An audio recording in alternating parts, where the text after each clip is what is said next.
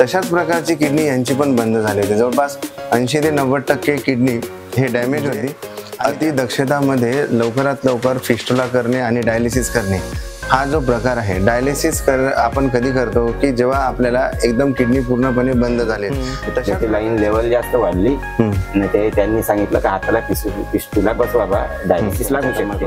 माझी creatine line जेव्हा 8 वर होती ती आता 5 वर आहे। पहिल्याच्यात ना आत्ताच्यात तुम्हाला तो त्रास कसा जाणवते?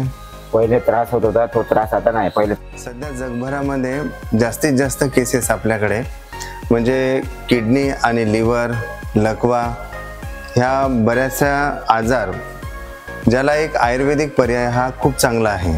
आयुर्वेदामध्ये किडनीच्या संबंधित, लिव्हरच्या आजारांमध्ये आणि त्याच्यानंतर लकव्याच्या आजाराला आणि कमरेच्या आजाराला जे काही जुने रोग आहे त्या जुन्या आजारांमध्ये सगळ्यात महत्त्वाचं म्हटलं तर आयुर्वेदिक ह्या उपचार खूप चांगला आपल्याला अनुभवाला येतो। आयुर्वेदिक म्हणजे आजकाल सध्याचे दैनंदिन रुटीनमध्ये काही लोकांची लाईफस्टाईल खूप खराब होत चाललेली आहे। आपल्याला कोणताही आजार उत्पन्न होत असताना त्याचे कारणं, त्याची लक्षणं आणि त्याचे उपाययोजना हे आपल्याला कधी करावं, केव्हा करावं आणि कोणत्या वेळेस करावं हे बऱ्याचशा वेळेस आपल्याला समजत नाही। तशाच प्रकारे आपण आज गडचांदूर डॉक्टर सोनटक्के आयुर्वेदिक हॉस्पिटलला इथे आहो। तर आज मी तुमच्यासमोर अशी एक केस घेऊन येत आहो की आपल्याला म्हणजे हे पेशंट आहे विनोद साबळे ना, शरद साबळे जे आहे ते वर्धेवरून आलेले आहे आपल्याकडे। यांना काही दिवसा अगोदर किडनीचा त्रास होता। तर त्यांना म्हणजे किडनीचा त्रास अशा प्रकारचा होता की लघवीला खूप कमी प्रमाणामध्ये येणे, लघवीमध्ये बऱ्यापैकी फेस येणे, दिवसेंदिवस हिमोग्लोबिनचं प्रमाण कमी होत जाणे आणि क्रिएटिनचे लेवल हे वाढत जाणे। आणि डॉक्टरांनी मग अशा परिस्थितीमध्ये अशी एक अंतिम स्टेज असते की त्याला आपण डायलिसिस हा एकमेव पर्याय मार्ग असतो। डायलिसिसच अशा रुग्णांमध्ये आपल्याला करण्याची गरज पडते। तर डायलिसिस न करताही आपल्याला रुग्ण म्हणजे पंचकर्माच्या साहाय्याने आयुर्वेदिक औषधोपचाराने आपल्याला खूप चांगला आयुर्वेदामध्ये आपल्याला एक असे अनुभव येतात की आयुर्वेदामध्ये खूप चांगला ट्रीटमेंट्स आपल्या ह्या सोनटक्के आयुर्वेदिक रुग्णालयामध्ये होताना दिसते।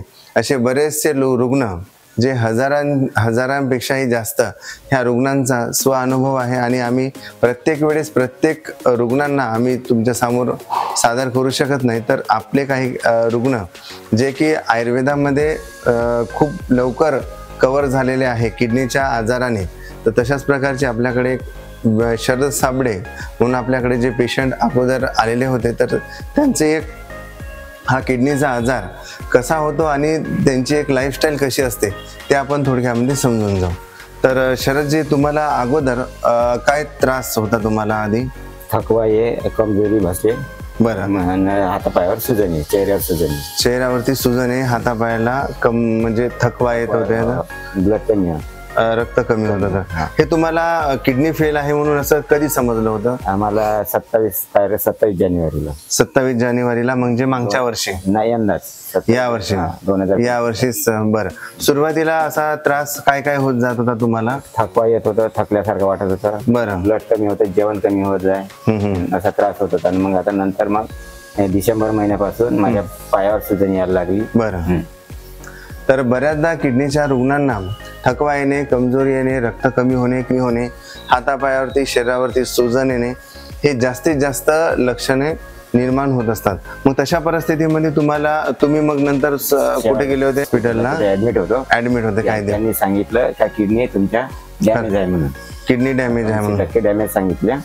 बरं, तिची नंतर तिथून ऍडमिट झाल्यानंतर सुट्टी झाली, त्यांना विचारलं हे बरं होईल का? तर त्यांनी सांगितलं का तुम्ही किडनी स्पेशालिस्ट कडे दाखवून पहा। बरोबर, मग आम्ही नागपूरला गेलो। बरं, तर तिथं त्यांचे औषध उपचार चालू होते। 2-3-4 महिने औषधी घेतली, क्रिएटिन लाईन लेवल जास्त वाढली आणि ते त्यांनी सांगितलं का हाताला फिस्टुला बसवा, डायलिसिस लागू शकते। किती दिवसा अगोदर तुम्हाला सांगितलं होतं डायलिसिस करा म्हणून?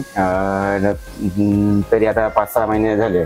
5-6 महिन्यापासून. बरं. त्याच्यानंतर मग आम्ही काय पिस्टूलला बसवला नाही. बरं. तसंच परत आलो. नंतर बसमध्ये आम्हाला वनी 5चं एक गाव आहे उमरी म्हणून, बरं. तिथल्या व्यक्तीनं सांगितलं का सोनटक्के हॉस्पिटलमध्ये जा, तुम्हाला पुरेपूर आराम पडू शकते. बरं. तर आम्ही लगेच दुसऱ्या दिवशी मी इकडे आलो. तर मग त्यांनी पंचकर्मा करून आज माझी क्रेटेलाईन जेव्हा 8 वर होती ती आता 5 वर आहे. बरं. म्हणजे आपल्याला जे अतिदक्षतामध्ये लवकरात लवकर फिस्टुला करणे आणि डायलिसिस करणे हा जो प्रकार आहे, डायलिसिस आपण कधी करतो की जेव्हा आपल्याला एकदम किडनी पूर्णपणे बंद झाली. तशाच प्रकारची किडनी यांची पण बंद झाली होती. जवळपास 80 ते 90% किडनी हे डॅमेज होती आणि त्या परिस्थितीमध्ये मोठ्या हॉस्पिटलमध्ये ते भरती पण होते. तेव्हा त्यांना तत्काल डायलिसिस हे एकमेव पर्याय सांगितला होता. त्याच्यानंतर मग आयुर्वेदिक उपचार आपण जेव्हा जानेवारीपासून सुरू केला, जानेवारीच्या नंतर मग ते इथे आले आपल्या हॉस्पिटलमध्ये, ते भरती झाले आणि त्यांच्यावरती विशेष किडनीची काही चिकित्सा करण्यामध्ये आली, त्यांना औषधोपचार देण्यात आला. तर दुसरा महिना आता जवळपास आपल्याला ऑक्टोबर नोव्हेंबरपर्यंत आता त्यांची एकदम प्रकृती एकदम चांगल्या पद्धतीनं आहे आणि त्यांना अशा कोणत्याही प्रकारचा आता सध्या तरी तो त्रास नाही. आता पहिल्याच्यात ना आत्ताच्यात तुम्हाला तो त्रास कसा जाणवते? पहिले त्रास होत होता, तो त्रास आता नाही. पहिले थकवा ये, म्हणजे थोड्या दूर गेलं का थकल्यासारखं वाटे. बरोबर.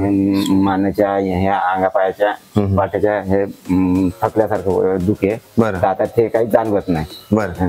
आज आपण प्रत्यक्षामध्ये जो पेशंट पाहत आहोत ते असे बरेचसे रुग्ण आपल्या आजूबाजूमध्ये आपल्या परिसरामध्ये खूप काही जास्त आहे.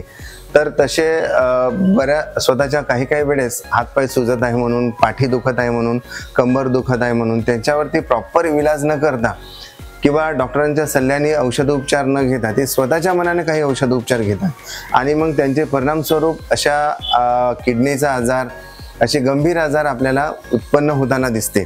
मग तशा वेळेस योग्य वेळी योग्य पद्धतीचा जर समजा आपल्याला उपचार जर केला तर त्याच्याने नक्कीच चांगला आपल्याला फायदा होतो आणि आपल्याला ह्या गंभीर आजारापासून मुक्तता नक्कीच भेटू शकते. धन्यवाद.